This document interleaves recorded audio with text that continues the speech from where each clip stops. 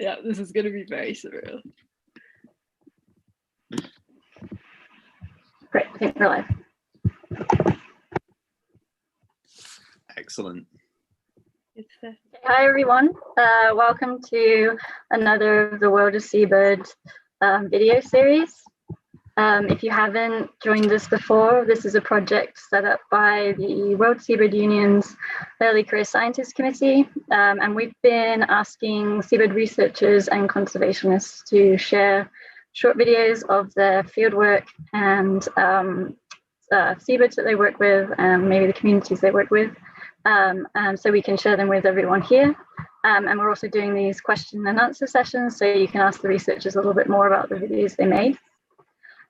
If you're interested in getting involved yourself, there is more information on the World Seabird Union website, seabirds.net. So I'm Alexa Piggott. I am a seabird researcher currently working with BirdLife Europe. And with me today is Hannah Hereward and Ben Porter. Hi guys. So Hannah is a PhD student with Cardiff University, and she's studying storm petrels in the Azores. And Ben Porter is a naturalist and photographer, and he's recently graduated from Exeter University in conservation biology. So if anyone has any questions for them today, you can post a comment in the live chat and we'll answer your questions on anything to do with seabirds or any of their research. But I guess to get started, maybe Hannah and Ben, if you can introduce how you got into seabird research and how you managed to get working on Praia Island and the Azores. Hannah, why don't we start with you? Well, hi. Yes, I'm just starting my third year as a PhD student at Cardiff, and previously did an undergrad and then a master's. During my master's, I worked with Arosha, which is a Christians in Conservation organisation, and part of that I noticed that in Portugal there was a group of researchers studying storm petrels and they were in need of help. So I joined them for 10 days, listening to European storm petrel calls as we tried mist netting them on a cliff at night, which was great fun. And since then, that's where I met my now supervisors. And so the following couple of years, I then spent planning the PhD and scheming and creating the project that I'm now doing. And so with links with my supervisors to the Azores, yeah, I've had the privilege of being able to live out there for the last year and a half. Oh, incredible, yeah. And then how did you get started with seabirds and make it out onto Praia? I guess, well, I'm as a family, myself and my family moved to a small island off North Wales, Bardsey Island, when I was about 11, and so lived on a tiny island surrounded by seabirds for sort of half my life, really. So got really involved with the bird observatory that's on the island and doing a lot of bird ringing, so Manx shearwaters and kittiwakes and shags and all sorts on the cliffs. And I guess my passion for seabirds sort of began there, really. And I have a big affinity for islands now after living there. So I've caught the bug, and I met Hannah a few years ago now, out in Kenya of all places, actually. And a few years later, when she'd begun her PhD project, she was needing sort of research assistants out in the Azores, and sort of offered a position to go and help out. And I said, yeah, why not? So that was my involvement, really, this time last year, pretty much. Oh yeah, no, I don't blame you. That sounds like a great opportunity. And yeah, the video was amazing. It's a really wonderful looking island and some unique species out there. And so I guess we haven't got any questions yet. So people, if you're watching, please post us questions. But yeah, so some of the research that you were doing out there was looking at productivity, is that right, of the storm petrels? And you were using nest boxes. And so I guess, is it the nest box just for the research, or is that because there's not enough suitable habitat? Is there enough space for them to kind of spread out?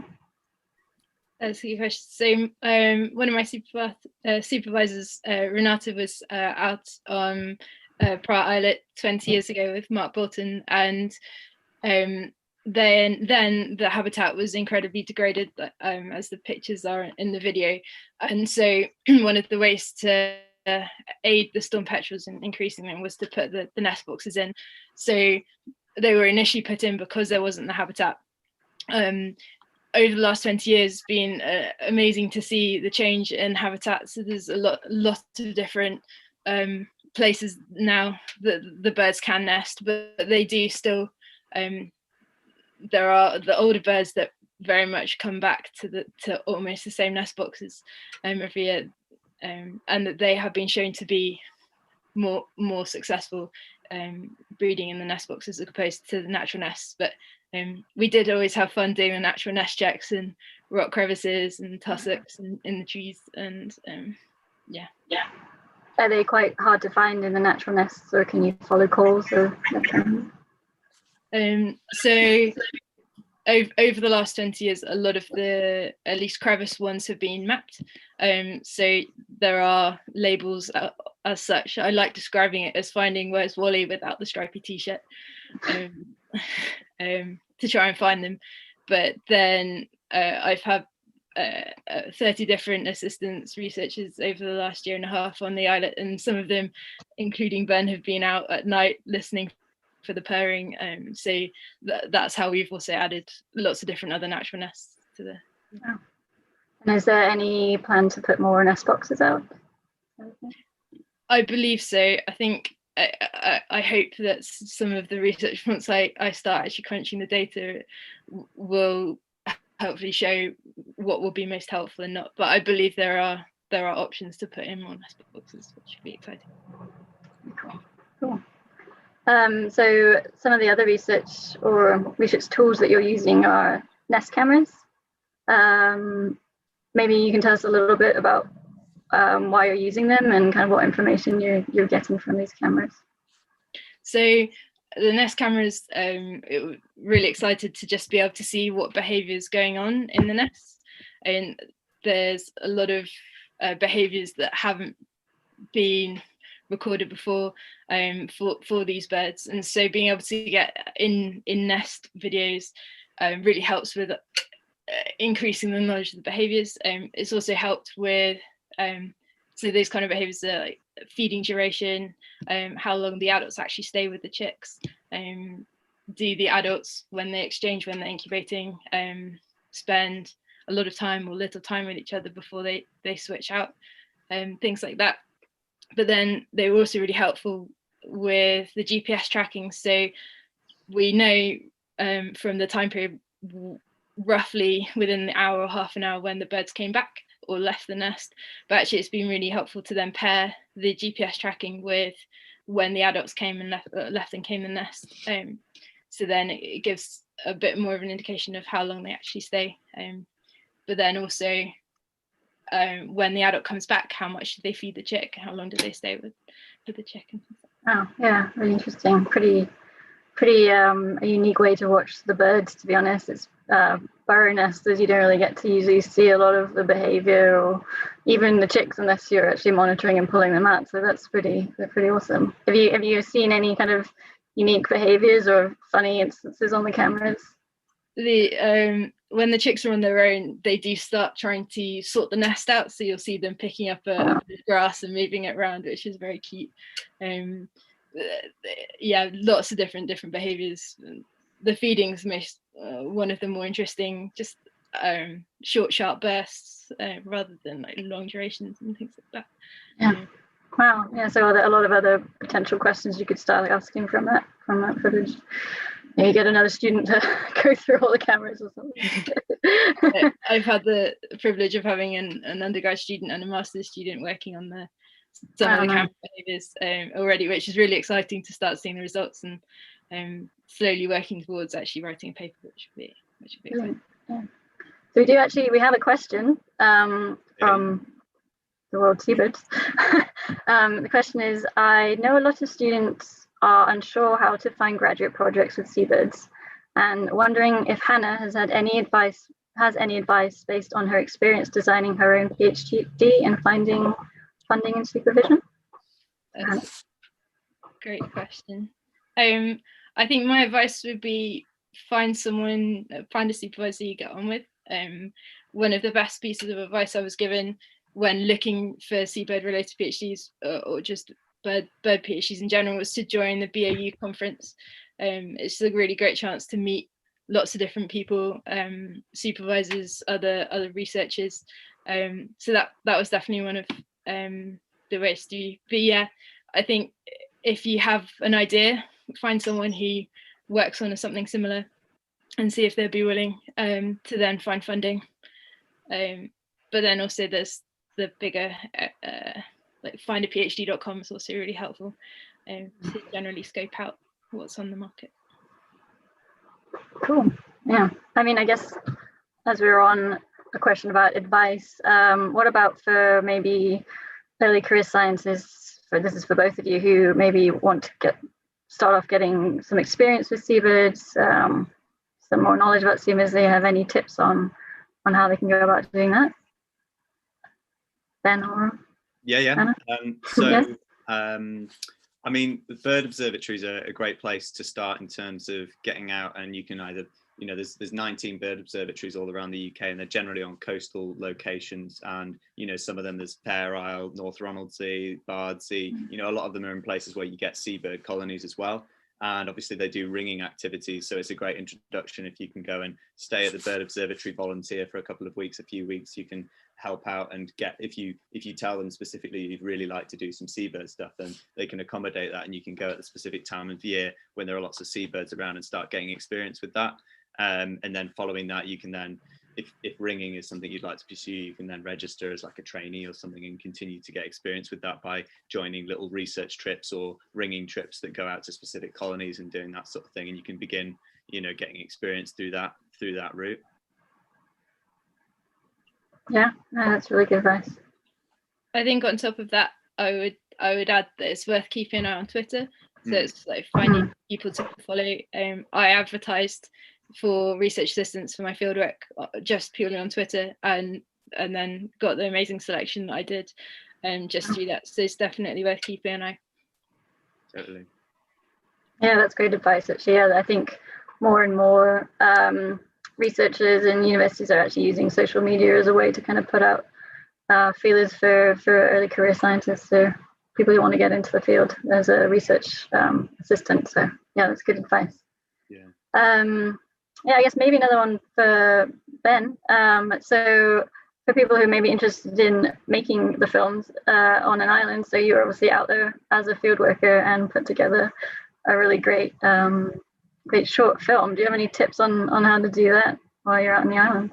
Yeah, sure. I mean, initially we sort of sat down and thought about a bit of a narrative for the film that we wanted to create, and so between myself, Hannah, and Jodie, who features in the film, she was out on the island at that point as well, we sat down and sort of tried to sketch out a rough plan for what we'd want to feature within the film.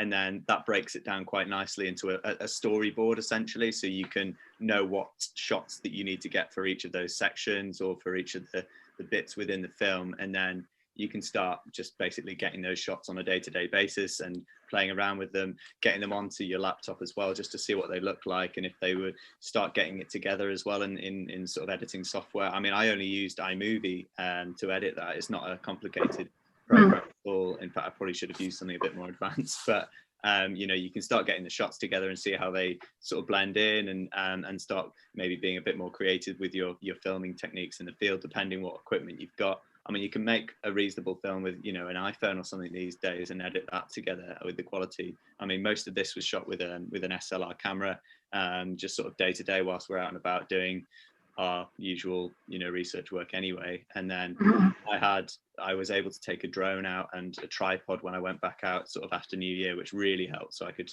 do more things like time-lapse photography and sort of some aerial shots of the islet stuff. But I think having that narrative in mind of how you want to sort of sew it together is very useful, because that directs what you then focus on getting in the field. Yeah, that's very cool. Yeah, I mean, I really like the drone footage. That was a pretty unique view. I'm sure that not many people have had of that island themselves. So yeah. Did you discover any new little spots from the drone footage that you hadn't really noticed when you walk around?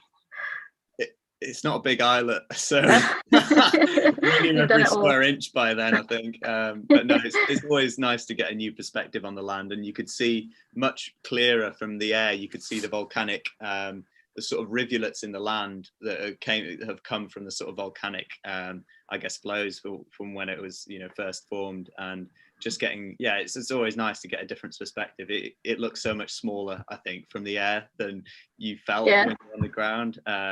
But it was actually quite useful as well for the sort of habitat mapping side of things to sort of look directly down on the islet and look at where the vegetation is, where the trees are, and sort of build a bit of a habitat map or help with that a little bit. Yeah, that's actually a very good idea, actually, if you've got a drone and you're mapping your seabird colonies or that kind of thing. Yeah, very useful.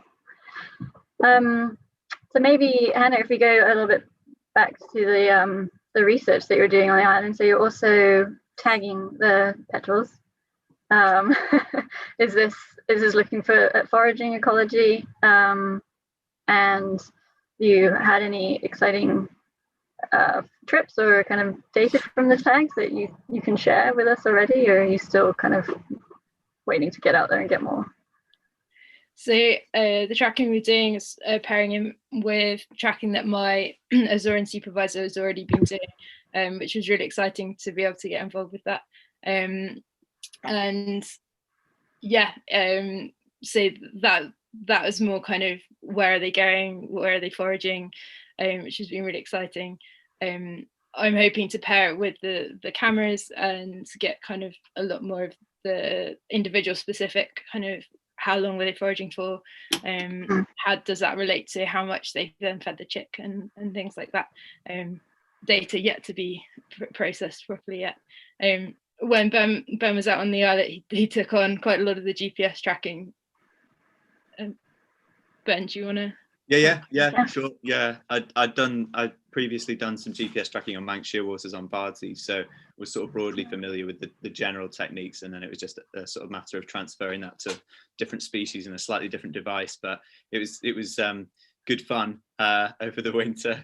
Sort of standard being out until 4 or 5 a.m. trying to retrieve devices was the sort of classic, but it's really cool using a slightly newer tag than I'd used before, the path track tags, which are only about 1.5 grams, which you fasten onto the tail with a bit of tape, basically.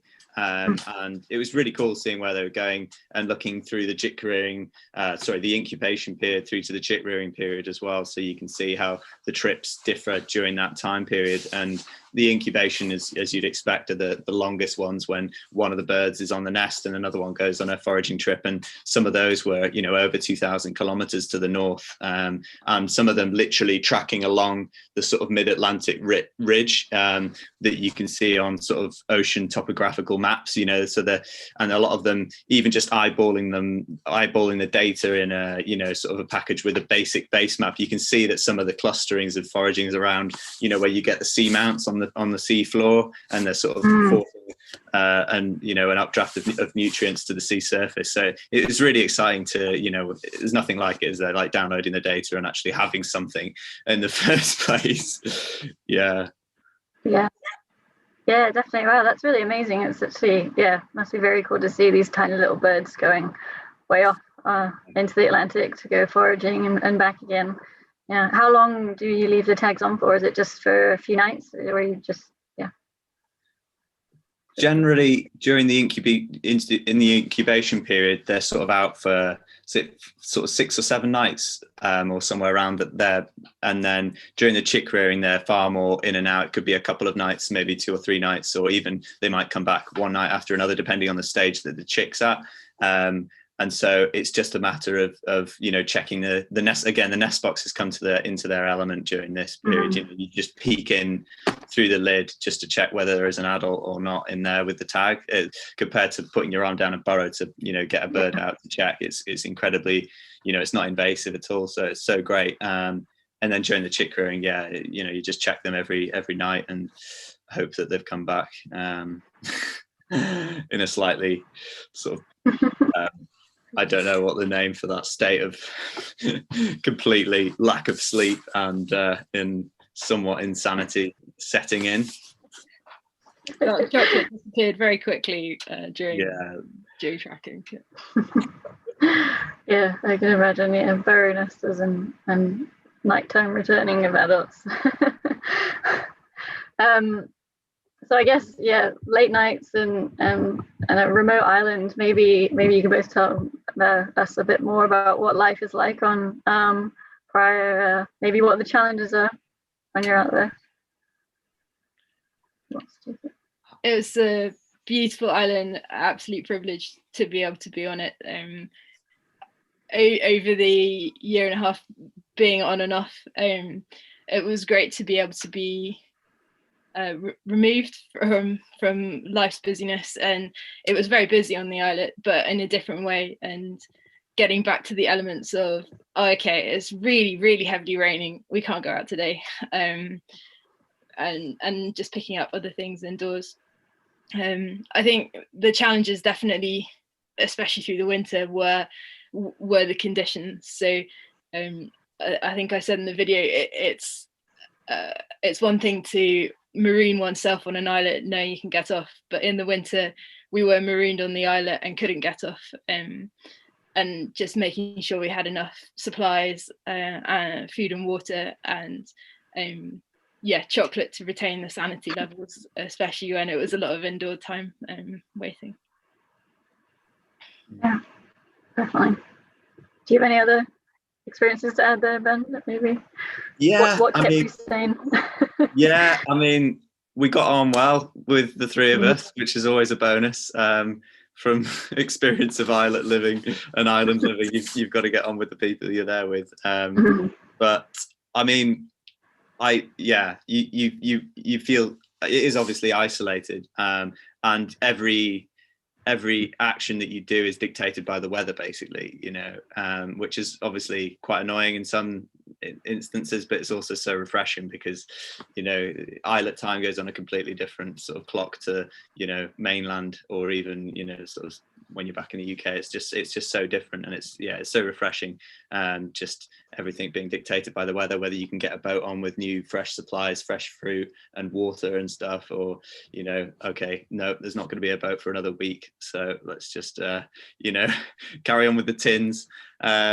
It's a very different way of living, and again, for your power and everything, you can't use your laptops for downloading all the data and everything if you don't have sunlight, or if the generator's not working. So if you're reliant on solar panels, you've obviously just got to use them when the sunshine, charge up batteries. You're so connected to all the conditions and things that's what I love just generally about Ireland and islet life, to be honest. And it's very special, but obviously very taxing at times as well. Yeah, I mean, how would you compare Praia to other islands? Is it very unique compared to where you've worked before? Or is it kind of similar island life, do you think? I guess, because it's so small that other islands that I've been on and sort of lived on, there's a bit more of a community on the island itself. It's big enough to sustain a community in itself, which has quite a different feel. Obviously, when you're just on a tiny little rock where it's just yourselves, it's quite different. And the big thing about Praia Islet is it doesn't have a spring or a well, so you're completely dependent on things coming from the outside even for your fresh water, which I certainly, coming from Bardsey, you've got wells everywhere with fresh water that you can drink, and you suddenly realize how much of a big thing that is, really. And so you feel a little bit more vulnerable in that sense, but I think the weather out in the middle of the Atlantic is definitely a step up in terms of the level of it, how extreme it is compared to other places I've been as well. You just get storm after storm, and very intense and huge swells traveling hundreds and hundreds of miles. And to think these tiny seabirds, I guess, maybe ideal with all the wind and storms from the sea. They are storm petrels, I guess. That's what we call them.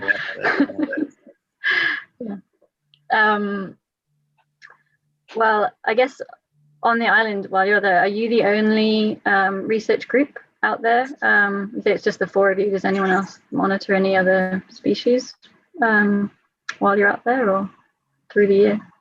So I was fitting in with my Azorean supervisor, who's also doing research on the islet. So we kind of made sure the bases were covered for the last year and a half when I was there, which was great. Aside from that, there's Speyer is doing work on monitoring the various different species that breed on the islet, which is great. So occasionally they'd appear, but otherwise very few people would come. So it did become very much our little bubble of an islet, which was lovely. With a team of, I think 2 to 5 was the most I had on the islet one time. Yeah. And what other species other than storm petrels use the island? Or breed on Seabird? So there's the 2 species of storm petrel, the Monteros and then the Castro Madeiran, and then there's 2 species of shearwater, the Cory shearwater and the little Barolo's shearwater, which is great. And then there's 3 species of tern, common roseate and a few cities, which is very exciting to see. And then the last few years they've seen boas on very occasionally during mist netting we catch a boas, which is really exciting. Boas petrel. Oh wow. Yeah. So they're all breeding there, those species? They all nest on the island? Yeah, it's difficult to find the boas nest, but they all do nest on the islet, which is exciting, but at slightly different times of year. So I think just before we left in March was probably the quietest the islet would ever be, with most of the storm petrels had finished or were fledging, and then the Cories had just started coming back, but that's probably the quietest, and little shows were partway through. But yeah, there's so many overlaps of the different breeding seasons being slightly different, so it's always really exciting. The soundscape ever changing. Wow, yeah, that is pretty exciting and different to kind of more northern or southern hemisphere islands where you have maybe a set breeding season for most of the species rather than year through switching of breeding. So yeah, that's pretty exciting island to be based on. I think it's one of the unique things about Praia Inlet is that the storm petrels breed in the same nest but at different time of year, which is causing some issues, but is really interesting that they do take over each other's nests or crevices. And yeah, that is very interesting. Yeah, I guess you said there's sometimes issues. Do they sometimes arrive a little early or late and they're fighting over the nest site? It's been an interesting one that we've been catching on the camera as well. With the end of the Montero season, the Castro start coming back in, and it's looking at the interactions between the 2 species. Some positive, some negatives. But yeah, they're very, very interesting. Yeah. Do you think? I don't know if anyone's thought of it or looked into this. As climate's changing during their wintering period or their break period, do you think that might affect when they're going to start coming back to breed? Is there anything to indicate that? It's what I'm expecting. I've yet to have a look properly. I've got data from 20 years ago and now, so really, really excited to look at the differences of arrival dates and lay dates between the 2 sets of seasons. And so, yeah, we shall see. But I would expect climate change to have some sort of impact for sure. Wow, yeah, that'll be really interesting. Really interesting to find out. How long do you have left with your PhD and your research? Are you out there again next year? Sadly, this summer was the last fieldwork for me. So now into write up. So I've got a year and a half of funding left for write up, which gives, and looking forward to delving into what all the data is saying from the last year and a half. But yeah, great. It was an absolute privilege to get back out in August and September. I wasn't expecting to be able to, given everything that's going on, but yeah, and I'm privileged to make it out safely and back safely, and lots of work done in the meantime. Yeah, it's great to hear that there's some seabird research being able to get done this year, and some people are able to get onto the field. So yeah, it's nice to hear a positive story there. And definitely we'll be looking forward to seeing what you find out with your research in the end. So I'll be following you next year to see what's published. It sounds really interesting. So I guess we're kind of coming to the end of our time, But are there any last little bits of information you want to give about your project, or maybe advice you want to throw out there to early career scientists? I know you've already given some, but last words of wisdom, maybe.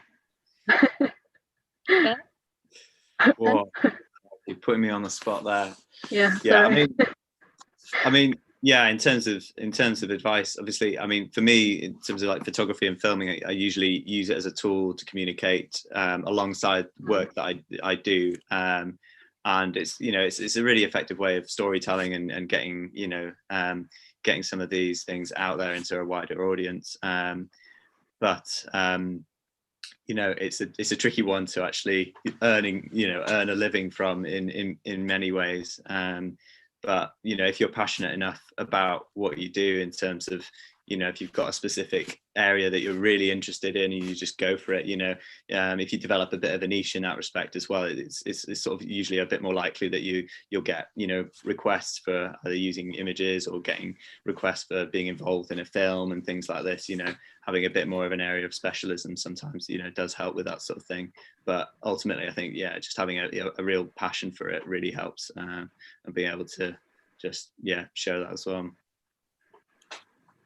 Yeah, cool. You recommend getting experience, yeah, in whatever niche or part that you're most interested in. Yeah, I'd just like to say thank you to you and the World Seabird Union, and but also to my supervisors and the amazing number of different research assistants. I would not have been able to do any of the work without everyone's help. So it's been a mission to get all the field work done, but it's been really satisfying, and a fantastic summary in the film of all the antics. Yeah, thank you. Well, thank you both for your time, and thanks everyone who was watching today. Like I said, if you're interested in finding out more about these video series, then there's more information at seabirds.net. There's also more information about other online events put on by the World Seabird Union, so definitely check that out there. Yeah, and great to chat with you both, and good luck in the future. Yeah, really looking forward to seeing what's coming out of the research on Praia. Thank you. Yeah, thanks a lot. It's been good to speak, and yeah, hopefully people found that interesting. Yeah, all right. Okay, thank you. Bye. See you. Take care.